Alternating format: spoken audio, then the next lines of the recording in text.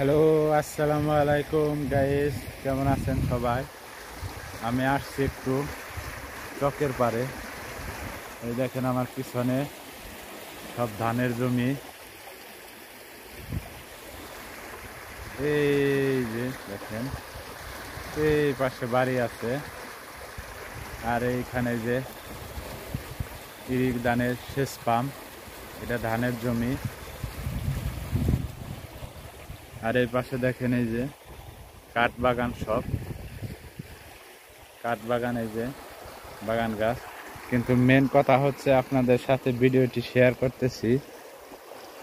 এই দেখেন, এখানে ছোট্ট খালের মাঝে এই বাঁশের সাঁকো দিয়ে পার হতে হয়।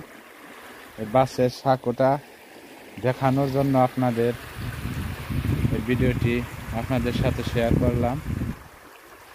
এরকম বাঁশের সাঁকো দিয়ে কে কে এরকম ছোট খাল পারাপার হয়েছেন কমেন্টে একটু জানাবেন।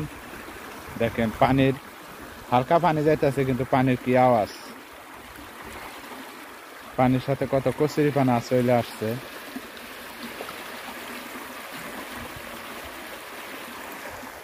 বাঁশের সাঁকোটি এখন আমি পার হব।